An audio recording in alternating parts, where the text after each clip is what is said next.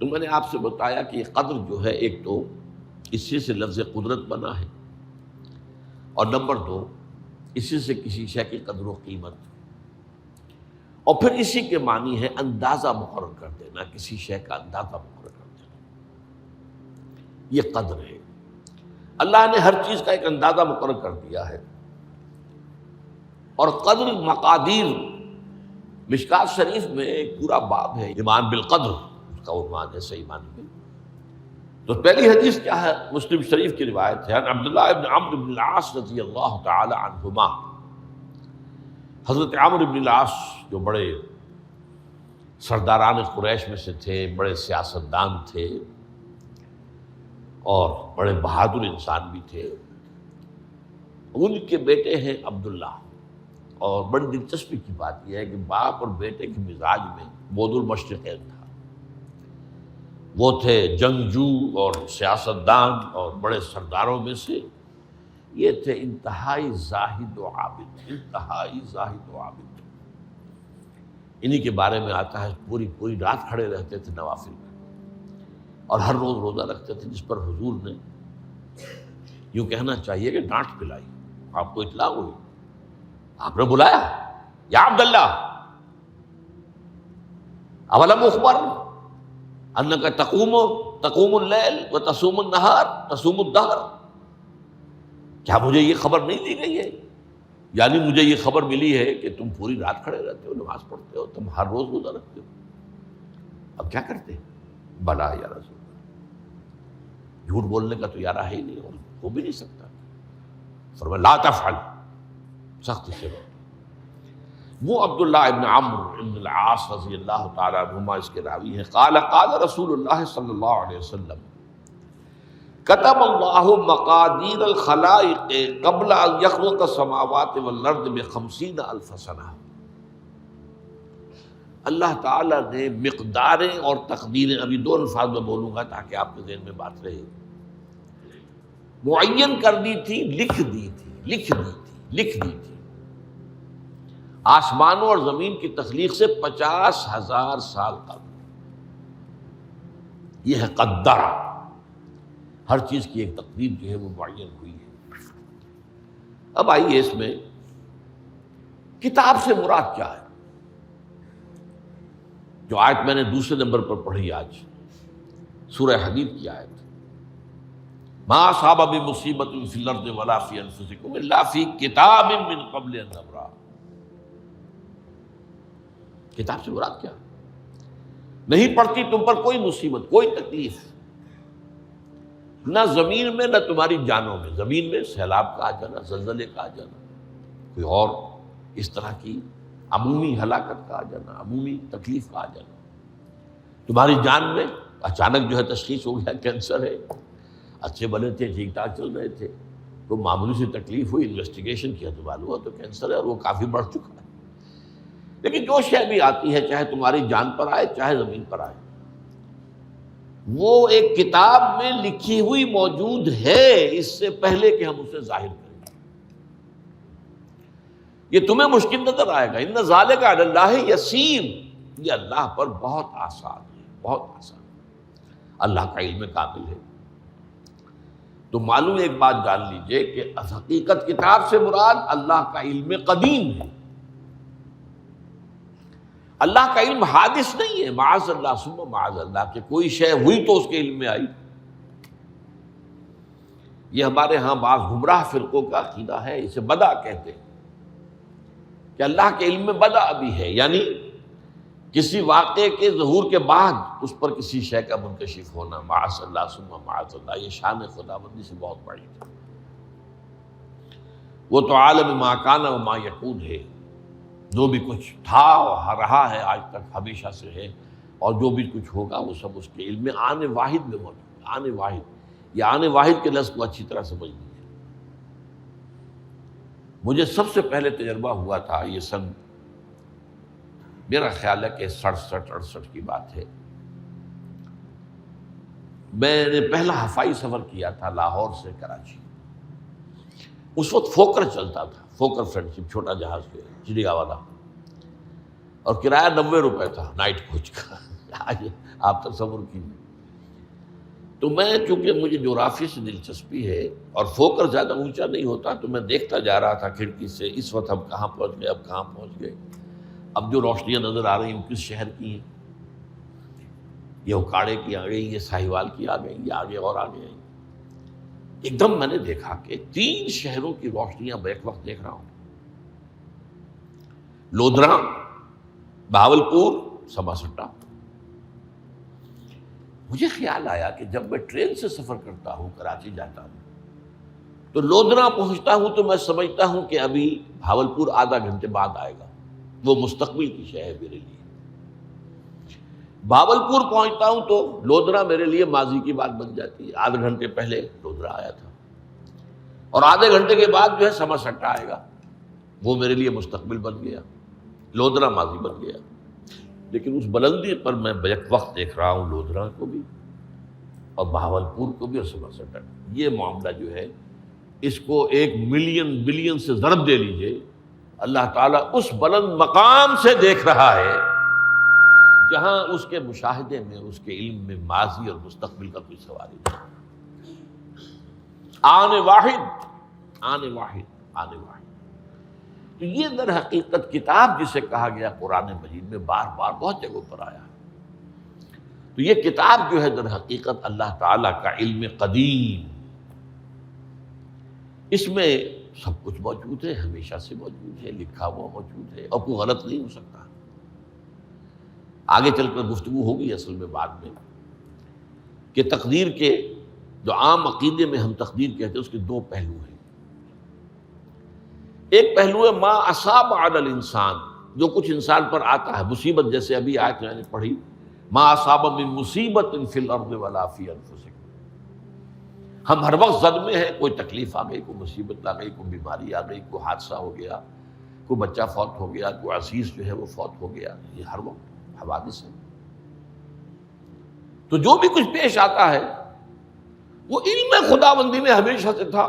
یہی وجہ ہے کہ ایک اور حدیث ہے ابن الدیلمی سے، لمبی حدیث ہے وہ، لیکن اس کے اندر جو آخری ٹکڑا ہے وَتَعْلَمَ، یعنی انسان کے نجات کے لیے لازم ہے کہ یہ بات بھی تم جان لو انما اصابک لم یکن لیخطئک وانما اخطأک لم یکن لیصیبک ولو مت علی غیر ھذا. اگر تم اس کے سوا کسی صورت پر ہوگے تو جہنم میں داخل ہو جاؤ گے، لدخلت النار. یہ جان لو کہ جو چیز تم پر آئی وہ آنی ہی آنی تھی. دیکھیے ہوتا کیا ہے، کاش کہ میں اگر یوں کر لیتا تو یہ نہ ہوتا. بس یہی ایمان بالقدر کے منافی ہے.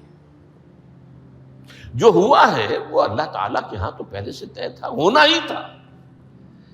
تمہاری کوئی تدبیر، کاش کہ میں اس وقت یہ کر لیتا. یہ لو، اسی لیے ایک حدیث میں الفاظ آئے ہیں ان کلمۃ لو تفتح عمل الشیطان. اس لو سے، کاش، اس سے شیطانی عمل شروع ہو جاتا. کاش کہ یہ ہو جاتا، کاش میں یہ نہ کرتا، کاش کہ ہو جاتا. تو یہ نہیں.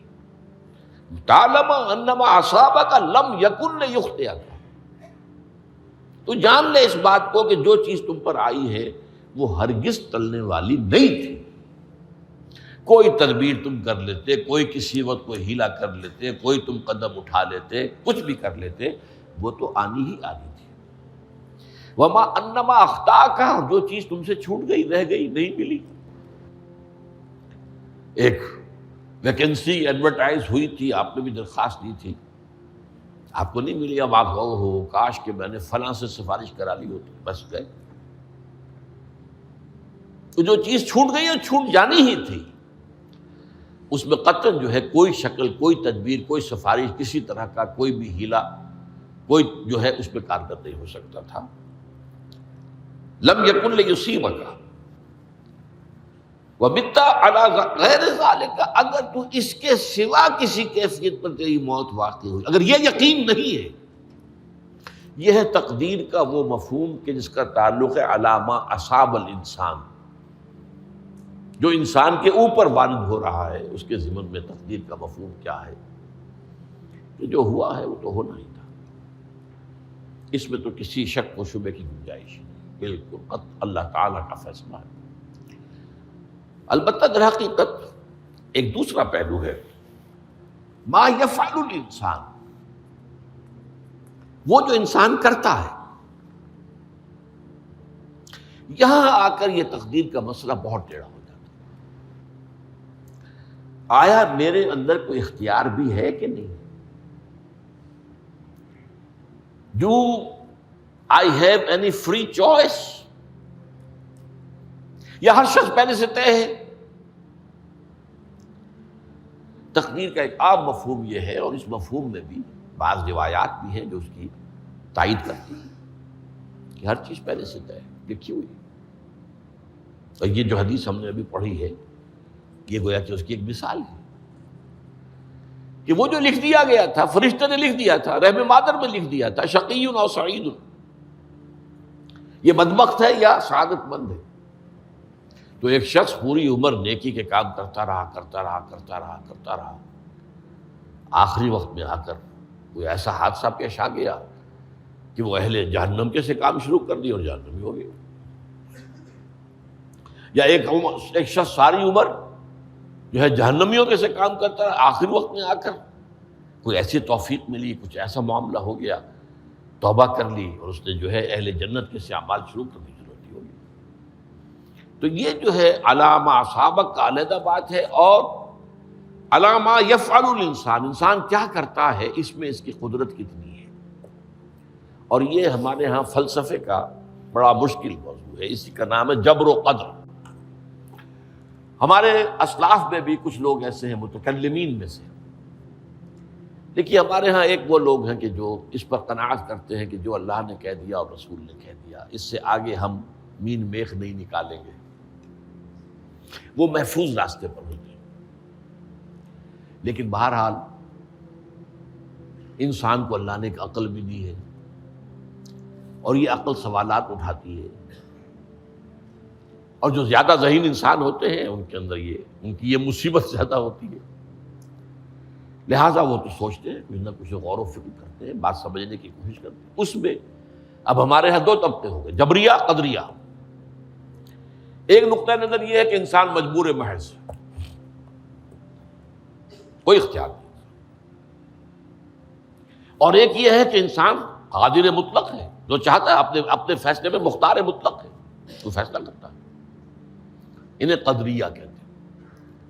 تو جبریہ اور قدریہ ان کی بحثیں ہمارے یہاں، یہ وہی تقدیر کا مسئلہ جو میں نے کہا تھا، بحثوں میں آ کر انہیں آج تک حل نہیں ہوا، حل ہو سکتا ہی نہیں۔ اب اس کے ضمن میں علامہ اقبال کا ایک شعر آپ کو سناتا ہوں، وہ بہت اچھا لگتا ہے، بہت خوبصورت لگتا ہے شعر ہونے کے اعتبار سے۔ تقدیر کے پابند جمادات و نباتات، مومن صرف اللہ کے احکام کا پابند۔ اس میں انسان سے پابندی کی نفی کر دی گئی ہے، وہ صرف پابند ہے اللہ کے احکام کا۔ نتیجے کے اعتبار سے تو جو یہ شعر کہہ رہا ہے، جو بات وہ صحیح ہے، پابندی اصل جو ہے وہ اللہ کے احکام کی ہے، لیکن یہ کہ تقدیر کی پابندی سے انسان بھی پوری طرح آزاد نہیں ہے۔ یہ سمجھ لینا کہ یہ جمادات و نباتات ہی کا معاملہ، یہ غلط ہے، یہ مبالغہ ہے۔ ظاہر بات ہے کہ شاعر جو ہے، شاعر مبالغے سے بچ نہیں سکتا، چاہے وہ علامہ اقبال ہی ہو، کوئی بھی ہو۔ تو اسی لیے سورہ شعراء کے اندر جو عام شعراء کی جو صفات بیان ہوئی ہیں وہ آپ کے ذہن میں آ گئی ہوگی۔ مبالغہ کرتے ہیں، فی کل واد یہیمون انہم یقولون ما لا یفعلون، وہ کہتے بھی وہ کچھ ہے جو کرتے نہیں ہیں، اور یہ بات تو علامہ اقبال پر بھی چشمہ ہوتی ہے۔ بہرحال یہ شعر ذرا پھر نوٹ کیجئے، تقدیر کے پابند جمادات و نباتات، مومن صرف اللہ کے احکام کا، کوئی بات صحیح نہیں۔ انسان بہت سے اعتبارات سے مجبور ہے۔ سب سے پہلے جو ہے انسان کے اندر ایک تقدیر نوعی ہے، نوع انسان۔ چھوٹی سی چڑیا اڑتی پھرتی ہے، انسان نہیں اڑ سکتا، آپ نے ٹھیک ہے مشین ایجاد کر دی، جہاز ایجاد کر لیا، آپ دوڑ رہے ہیں 500 آدمی اور سینکڑوں من سامان لے کر جو ہے وہ جا رہا ہے، 747 ہو یا 757 ہو، یہ کر لیا ٹھیک ہے، خود نہیں اڑ سکتے، اب کیا کریں گے آپ؟ یہ تقدیر نوعی ہے، اسپیشیز، ہر اسپیشیز کے لیے اللہ نے ایک اندازہ مقرر کر دیا ہے، اس اندازے ہی میں رہے گا، اس سے باہر نہیں جا سکتا۔ پھر ایک تقدیر شخصی ہے۔ اب دیکھیے تقدیر شخصی کیا ہے؟ بعض اوصاف و صفات ہمیں وراثتاً ملتے ہیں، وی ہیو نو چوائس۔ پہلے بھی یہ بات مانی جاتی تھی، آج جو ہے ذرا سائنٹیفک انداز میں ہم کہتے ہیں جینز میں چلا آ رہا ہے، اس جینز کو کوئی بدل سکتا ہے؟ جو جینز بھی آپ کو ملے اپنے والدین کی طرف سے، وہ آپ کی شخصیت کا ظاہر بات ہے کہ فیصلہ کن طرز پر اس کو ڈھال دیتے، جینز ہے، پابندی ہے۔ نمبر 2 یہ کہ خاص طور پر جو گھر کا ابتدائی ماحول ہوتا ہے، ماں کی گود اور ابتدائی گہوارہ گھر کا، اس کے جو اثرات مرتسم ہو جاتے ہیں شخصیت کے اوپر، وہ بھی بڑے مستقل ہوتے ہیں، پختہ ہوتے ہیں۔ ان دونوں چیزوں کو ضرب دے لیجئے، hereditary factors multiplied by environmental factors, اس سے مل کر ایک شے تیار ہوتی ہے جس کو قرآن کہتا ہے شاکلہ۔ قل کل یعمل علی شاکلتہ فربکم اعلم بمن هو اہدی سبیلا، سورہ بنی اسرائیل۔ شاکلہ کسے کہتے ہیں؟ شاکلہ شکل دینے والی شے۔ آپ کو لوہا ڈھالنا ہے، کوئی خاص پرزہ بنانا ہے، اس کا پہلے سانچہ بناتے ہیں ہم، لوہے کو پگھلا کے اس میں ڈالیں گے تو جیسا سانچہ ہوگا ویسا ہی لوہا جو ہے وہ شکل اختیار کرے، اسے شاکلہ کہتے ہیں۔ یہ شاکلہ جو ہے ہر انسان کا، اس سے باہر انسان نہیں جا سکتا، اس کے اندر اسٹرگل ہوگی، اس کے اندر اس کی جد و جہد ہوگی، لیکن اس کا یہ مطلب نہیں ہے کہ اس کا کوئی فری چوائس ہے۔ فری چوائس ہے، لیکن وہ فری چوائس انہی حدود کے اندر کام کرے گا، اس سے باہر نہیں۔ اس بات کو مختلف احادیث میں حضور نے بہت خوبصورتی سے بیان کیا۔ ایک حدیث بڑی اہم ہے، بڑی اہم ہے، الناس کالمعادن، انسانوں کی مثال بھی معدنیات کیسی ہے۔ اب سونے کی معدنیات میں سے سونے کی جو اور ہے، اب پتہ نہیں اردو میں مجھے معلوم نہیں اور کا ترجمہ کیا کرتے ہیں عام طور پر، لیکن جانتے ہیں اور وہ کچی دھات جس سے کو صاف کر دیتے ہیں تو پھر وہ دھات جو ہے خالص شکل میں سامنے آ جاتی ہے۔ سونے کی اور سے سونا بنے گا، چاندی کی اور سے چاندی بنے گی، سونا تو نہیں بن سکتا، جتنا چاہے صاف کر لیں، وہ اور تو مستقل ہے۔ الناس کالمعادن خیارکم فی الجاہلیت خیارکم فی الاسلام، جو تم میں جاہلیت کے دور میں، پری اسلامک دور میں جو بہترین تھے، وہی اسلام میں آ کر بہترین ہوئے۔ وہ اور سونے کی تھی، وہ صاف ہو گئی ہے، اور سونا جو ہے وہ نکھر کر خالص سونا بن کر آ گیا ہے، اسلام نے صاف کر دیا۔ وہ چاندی کی اور تھی، اسلام نے اس کو صاف کر دیا ہے، وہ نکھر کر چمکتا ہوا جو ہے وہ چاندی بن گئی۔ لیکن یہ کہ اذا فقہوا، البتہ پھر اس میں ایک اضافہ کیا حضور نے، جبکہ ان کے اندر دین کا فہم داخل ہو جائے تو یہ کہ جو بہترین پہلے تھے وہی بہترین اب ہوں گے۔ اسلام لانے سے پہلے بھی بہترین ابو بکر تھے، اسلام لانے کے بعد بھی بہترین ابو بکر۔ حضور پر وحی سے پہلے بھی بہترین خاتون خدیجۃ الکبریٰ تھی، ایمان لانے کے بعد بھی بہترین خاتون خدیجۃ الکبریٰ۔ اور دوسری حدیث سنیے، عن ابی الدرداء رضی اللہ تعالی عنہ قال بینما نحن عند رسول اللہ صلی اللہ علیہ وسلم، اسی حال میں کہ ہم ایک روز ہم حضور کے پاس تھے، نتناکرون ما یکون، اور ہم ذرا سوچ رہے تھے کیا کیا کچھ پیش آنے والا ہے دنیا میں۔ اذ قال رسول اللہ صلی اللہ علیہ وسلم، جبکہ حضور نے ہم سے ایک بات کہی، بڑی غور سے سنیے، اذا سمعتم بجبل ان زال عن مکانہ فصدقوہ، اگر تم یہ سنو کہ کوئی پہاڑ اپنی جگہ سے ٹل گیا تو مان لینا۔ وَإِذَا سَمِعْتُم بِرَجُلٍ تَغَيَّرَ عَنْ خَلْقِهِ فَلَا تُصَدِّقُوهُ، اور اگر تم سنو کہ کوئی شخص جو ہے وہ اپنی سرشت سے، اپنی جبلت سے بدل گیا تو کبھی نہ مانو۔